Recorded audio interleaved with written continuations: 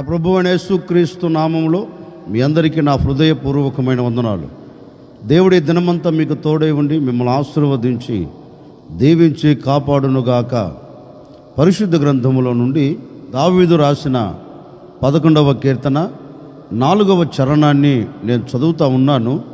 మీ పరిశుద్ధ గ్రంథమైన బైబిల్ తెరచి చూడండి. యెహోవా తన పరిశుద్ధాలయములో ఉన్నాడు. యెహోవా సింహాసనం ఆకాశమందున్నది. ఆయన నరులను కన్నులారా చూచుచున్నాడు. తన కనుదృష్టి చేత ఆయన వారిని పరిశీలించుచున్నాడు. రాజు అయిన దావీదు ఒక కీర్తన రాస్తూ ఆ కీర్తనలో ఒక శ్రేష్టమైన మాట లిఖించాడండి.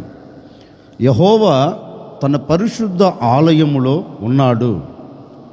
దావీదు ఎందుకు ఈ మాట రాశారు అంటే, దావీదుకు తెలుసు దేవుడు తన పరిశుద్ధ ఆలయములో లేక పరిశుద్ధ నివాసములో ఆయన నివాసం చేస్తుంటాడు. ఆ పరిశుద్ధ ఆలయములోనికి మనం వెళ్ళినప్పుడు, ఆ పరిశుద్ధ ఆలయములో చేరి మనం మొరపెట్టినప్పుడు ఆయన మన మొరను వింటాడు అని దావీదుకు తెలుసండి. అందుకే దావీదు అంటారు, ఆయన తన పరిశుద్ధ ఆలయములో ఉన్నాడు. ఎందుకని ఈ మాట దావీదు చెప్పారంటే, దావీదు అనుభవపూర్వకముగా తన అనుభవాలలో నుంచి ఈ మాట రాస్తున్నాడు. దావీదుకు ఎప్పుడు కష్టం కలిగినా, ఎప్పుడు బాధ కలిగినా, ఎప్పుడు కన్నీరు కలుగుతున్నా, ఎప్పుడు శోధనలు తనను పలకరిస్తున్నప్పటికీ దావీదుకు ఒకటి తెలుసండి, ఎవరితో ఏమి చెప్పడు, ఎవరితో ఏమి పంచుకోడు. తిన్నగా తన మనసులో ఉన్న బాధను దేవుని సన్నిధిలోనికి వెళ్ళి దేవునితో చెప్తాడు, అయ్యా నేను ఇలా ఇబ్బంది పడుతున్నాను, నేను ఇలా కష్టములు నిలిచిపోయాను, ఒకసారి నీ కనుదృష్టి నా మీద ఉంచవా అని దావీదు దేవుని సన్నిధిలోనికి వెళ్ళి పరిశుద్ధ ఆలయములో చేరి దావీదు ప్రార్థన చేయటం అలవాటండి. అందుకే దావీదు అంటారు, నాకు ఏ కష్టము కలిగినా, ఏ బాధ కలిగినా నేను దేవుని యొద్దకు వెళ్ళి దేవుని యొద్ద నేను విచారణ చేస్తాను. నేను ఆయన సన్నిధిలోనికి వెళ్లకుండా ఏ నిర్ణయము నేను తీసుకోను. ఏ నిర్ణయము తీసుకోవాలి అనుకున్నా, ఏ సమస్యల్లో నుండి నేను విడుదల పొందాలి అన్నా, నేను నా దేవుని సన్నిధిలోనికి వెళ్ళి నా దేవుని పాదాలు పట్టుకొని, అయ్యా ఈ సమస్య మధ్యలోంచి నన్ను తప్పించు అంటే దేవుడు నా మొరను విని ఆ సమస్య మధ్యలో నుంచి నా ప్రభు నన్ను తప్పిస్తాడు. గనుక నేను ఆయన ఆలయంలోనికి వెళ్ళి ఆయన పాదాలు పట్టుకొని నేను మొరపెడతాను. ఎందుకని అంటే, ఆయన తన ఆలయములో ఉండి, ఆయన ఆకాశమందు ఆసీనుడై ఉండి తన పరిశుద్ధ స్థలములోనికి దిగివచ్చి నరులను అంటే ఆయన సన్నిధిలోనికి వస్తున్న వారిని, ఆయన పాదాల చెంత చేరి మొరపెట్టే వారిని ఆయన కన్నులారా చూస్తాడంటండి. అంటే ఆయన కన్నులారా చూచి మౌనంగా ఉంటాడా? అట్లనరాదు. ఆయన కనులారా చూచి నా చేత కాదు అంటారా? అట్లనరాదు. ఆయన కనులారా చూచేది ఎందుకంటే ఆయన సన్నిధిలోనికి వెళ్ళిన వారికి మేలును కలగ చేయాలని, ఆయన సన్నిధిలో ఉన్న దీవెనను వారికి అనుగ్రహించాలని దేవుడు కనులారా చూస్తున్నాడంట. అయ్యో నా ప్రజలు నా యొద్దకు వస్తే, నా ప్రజలు నా పాదాలు పట్టుకొని వారి సమస్యల నుంచి విడుదల పొందాలని కోరుకుంటే నేను వారికి మేలు చేస్తాను అని ఆయన తన సింహాసనమందు ఆసీనుడై ఉండి నరులను కనులారా చూస్తున్నాడంట. అంటే ఆయన యొద్దకు వచ్చే వారిని ఆయన కనులారా చూచి వారికి మేలు చేయబోతున్నాడంటండి. అందుకే దావీదు అంటారు, నేను ఎన్నో సందర్భాలలో, ఎన్నో పరిస్థితులలో నేను నా దేవుని దగ్గరికి వెళ్ళి నా దేవుని పాదాలు పట్టుకొని నా దేవుని ఆలయములో చేరి నేను కన్నీరు కారుస్తే పరమందున దేవుడు నా ప్రార్థనను విని, పరమందున దేవుడు నా మూల్గును విని, పరమందున దేవుడు నా కష్టమును చూచి ఆయన కనులారా నా పరిస్థితిని చూచాడు. ఆయన కనులారా నాకు కలిగిన వేదనను చూచాడు. చూచి వాటి మధ్యలో నుండి నా ప్రభు నాకు విడుదల కలగ చేశారు అని దావీదు ఒక కీర్తన రాస్తూ ఆ కీర్తనలో ఈ మాట అంటున్నాడండి, ఆయన నరులను కనులారా చూస్తున్నాడు. ఎక్కడ నుండి అంటే తన పరిశుద్ధ ఆలయములో నుండి, పరిశుద్ధ స్థలములో నుండి భూమి మీద ఉన్న నరులను కనులారా చూస్తున్నాడంటండి. ఆ ఆలయములోనికి వచ్చే వ్యక్తులను కనులారా చూస్తున్నాడు. ఎందుకని అంటే మేలును కలగ చేయాలని. చూడండి, పరిశుద్ధ గ్రంథంలో మనం చదివితే మన పితరులు కూడండి, వారికి కష్టం కలిగినప్పుడు, వారికి బాధ కలిగినప్పుడు, వారికి ఇబ్బందులు కలిగినప్పుడు, వారికి ఇక్కట్లు కలిగినప్పుడు వారు చేసినది ఒక్కటే, ఎవరిని ఆశ్రయించలేదు, ఎవరి పాదాలు పట్టుకోలేదు. తిన్నగా దేవుని యొద్దకు వెళ్ళారు. అయ్యా, వీటి మీద మేము జయమును చూడాలి, మేము ఈ మేలును అనుభవించాలి, వీటి మధ్య నుంచి మేము తప్పించబడాలి అని పితరులు కూడా దేవుని సన్నిధిలోనికి వెళ్ళి దేవుని పాదాలు పట్టుకొని దేవుని సన్నిధిలో కన్నీరు కార్చినట్లుగా పరిశుద్ధ గ్రంథం చెప్తుందండి. నిజమే, వారు కన్నీరు కారుస్తే అలాగనే ఉంచేశాడా దేవుడు? వారు దేవుని సన్నిధిలోనికి వెళితే అలాగా వదిలివేశాడా? వదిలివేయలేదండి. మరుక్షణమే ఆకాశమందు వాక్కును పంపాడు భూమి మీదకి.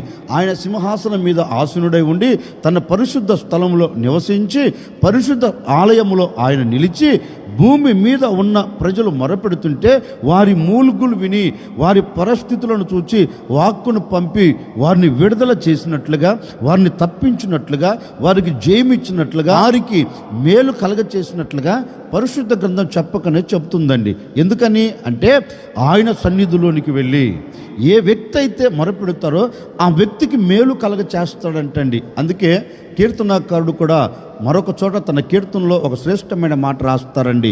నిన్ను ఆశ్రయించు వారికి నీవు సిద్ధపరిచిన మేలు ఎంతో గొప్పదంటాడు. అంటే దేవుడు సిద్ధపరిచిన మేలు చాలా శ్రేష్టమైనది, దేవుడు సిద్ధపరిచిన మేలు చాలా విలువైనది.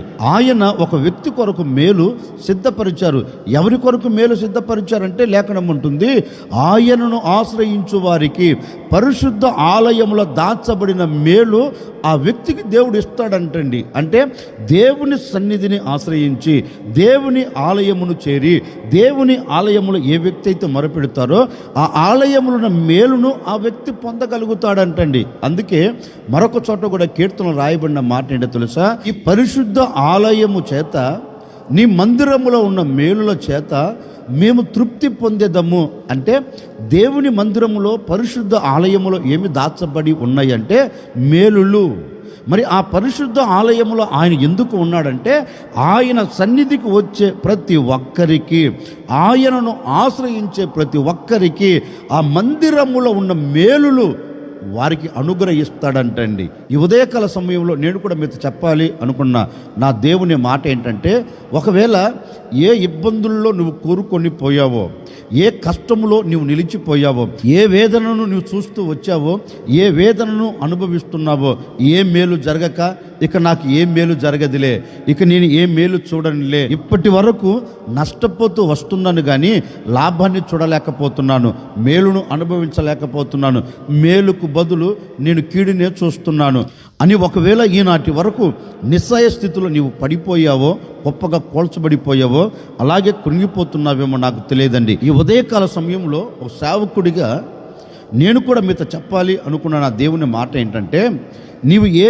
ఇబ్బందుల మధ్యలో ఉన్నా, ఏ ఇక్కట్ల మధ్యలో ఉన్నా, ఏ సమస్యల మధ్యలో ఉన్నా, ఏ మేలు చూడక ఒకవేళ నీవు కీడును చూస్తూ వస్తున్నావేమో, నీవు ఈరోజు దేవుని పాదాలు పట్టుకొని, అయ్యా నీవు పరిశుద్ధ ఆలయంలో ఉన్నావు అని మీ లేఖనాలు సెలవిస్తున్నాయి కదా, మరి ఈ పరిశుద్ధ ఆలయంలో నేను చేరాను, ఒక్కసారి నీ కనుదృష్టి నా మీద పెట్టవా, ఒక్కసారి నీ కన్నులతో నన్ను చూడవా, ఈనాటి వరకు శ్రమను అనుభవిస్తున్నాను, ఈనాటి వరకు శోధనను చూస్తున్నాను, ఈనాటి వరకు ఇక్కట్ల మధ్యలో నడిపించబడుతున్నాను, ఈనాటి వరకు ఎక్కడ అడుగు పెట్టినా అక్కడ కీడే ఎదుర్కొంటున్నానయ్యా, ఎక్కడ అడుగు పెట్టినా మేలుకు బదులుగా నేను శాపాన్ని చూస్తున్నాను, ఒక దీవెన చూడలేకపోతున్నాను, ఒక్కసారి నీ కనులతో నన్ను చూడవా, నీవు నన్ను కనులారా చూచి నాకు మేలు చేయవా, నేను నిన్ను ఆశ్రయించాను అని నీవు దేవుణ్ణి సన్నిధిలో చేరి ఒక్కసారి ఆయన పాదాలు పట్టుకొని నువ్వు అడగగలిగితే వాక్యం అంటుంది, ఆయనను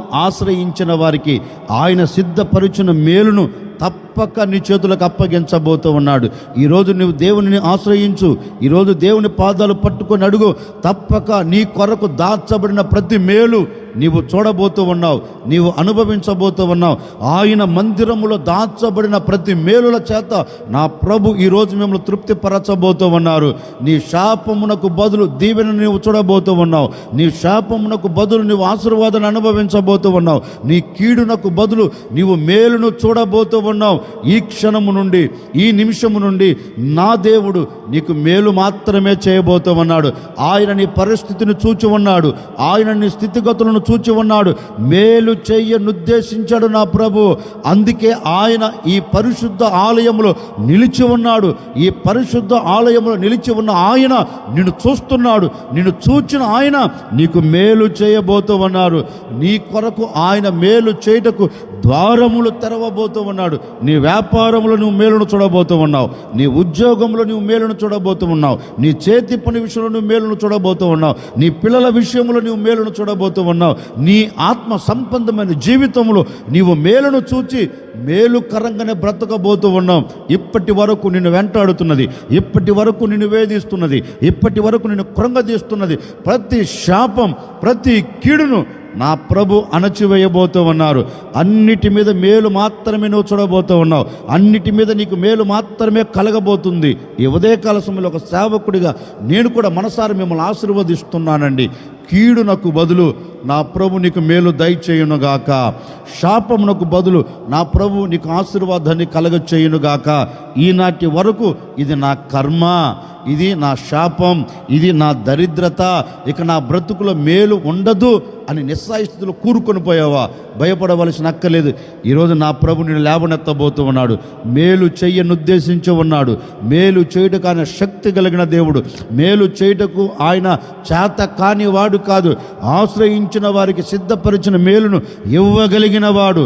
ఆశ్రయించిన వారిని త్రోసి వేయుటకు అన్యాయస్తుడైన దేవుడు కాదు. ఏ మేలు కావాలని, ఏ దీవెన కావాలని, ఏ క్షేమము కావాలని, ఏవి నీవు పొందుకోవాలని ఆశపడుతున్నావో ఈరోజు ప్రభు పాదాలు పట్టుకొని ఒక్కసారి మనసు విప్పి ఆయన అడగగలిగితండి. ఈ ఉదయకాల సమయంలో నీ కొరకే నా ప్రభు ద్వారాలు తెరవబోతూ ఉన్నాడు. ఆకాశ వాకిలు విప్పబోతూ ఉన్నారు. ఈరోజు ఎక్కడ అడుగు పెట్టినా అక్కడ నీకు మేలు మాత్రమే కలగబోతుంది. నీవు ఎక్కడ అడుగు పెట్టినా అక్కడ నీకు దీవెన మాత్రమే నా దేవుడు కలగ చేయబోతూ ఉన్నాడు. అందుకే లేఖనం అంటుంది, యెహోవా తన పరిశుద్ధ ఆలయములో ఉన్నాడు. ఎందుకు ఆ ఆలయములో ఉన్నాడు అంటే, ఆలయములోనికి వస్తున్న ప్రతి ఒక్కరిని చూస్తున్నాడు. ఆలయములో ఉండి ఎందుకు చూస్తున్నాడు అని లేఖనములో చదివితే, ఆయనను ఆశ్రయించే వారికి సిద్ధపరిచిన మేలును ఇచ్చేదానికి చూస్తున్నాడంటండి. ఈ మేలుకు ఎవరు యోగ్యులు? ఈ మేలుకు ఎవరు అర్హులు? ఆ అర్హులైన వారికి, యోగ్యులైన వారికి ఆ మేలును ఇచ్చేదానికే ఆయన కనులారా చూస్తున్నాడంట. ఏ వ్యక్తి నన్ను ఆశ్రయిస్తాడో నేను ఆ వ్యక్తికి దయచేస్తాను అంటున్నాడండి. ఈరోజు మీరు ఆశ్రయించి చూడండి. ఈరోజు నా ప్రభు పాదాలు పట్టుకొని చూడండి. నా ప్రభు ఎవరో తెలుసా? నీవు పిలిస్తే పలకగలిగిన వాడు, నీవు పిలిస్తే వినగలిగిన వాడు, నీవు పిలిస్తే నీ పిలుపుని విని ఆయన సింహాసనం విడిచి నీ యొద్దకు దిగి రాగలిగిన ఏకైక వీరుడు, చేతులు చాపి నిన్ను ఆశీర్వదించగలిగిన సర్వశక్తి కలిగిన దేవుడు ప్రపంచంలో ఎవరైనా ఉన్నారా అంటే, ప్రపంచంలో కంటికి ఎవడు కనపడడండి. కనపడగలిగిన ఏకైక వీరుడు, కనపడగలిగిన ఏకైక చక్రవర్తి నేను ప్రకటిస్తున్న నజరేయుడైన యేసు. ఆ యేసు ఈ ఉదయకాల సమయంలో చెప్పకనే చెబుతున్నారు, నేను నిన్ను చూస్తున్నా, నీవు నన్ను ఆశ్రయిస్తున్నావు కదా, నేను నిన్ను చూస్తున్నా. చూచిన నేను ఏం చేయబోతున్నానంటే, నా సన్నిధిలో దాచబడిన ప్రతి మేలు, నా ఆవరణములో ఉంచిన ప్రతి మేలు నేను నీ చేతులకు అప్పగించబోతూ ఉన్నాను. ఆ మేలు చేత మిమ్మల్ని అందరినీ నేను తృప్తిపరచబోతూ ఉన్నాను. నా దేవుడు ప్రతి మేలులో చేత మిమ్మల్ని తృప్తిపరచునుగాక. ఆశ్చర్యకరుడా, మీకు స్తోత్రాలు చెల్లిస్తూ ఉన్నాను. మీరంతైనా సర్వశక్తి కలిగిన దేవుడవు. ఈ విధంగా మిమ్మల్ని స్తుతించున్నట్లుగా మరొక దినాన్ని మీరు మాకు అనుగ్రహించినందును బట్టి మీకు స్తోత్రము నాయన. నీ పరిశుద్ధ ఆలయములో ఉండి నీవు మమ్మల్ని చూస్తున్నావని మీ లేఖనాలు సెలవిచ్చినట్లుగా నిజమే.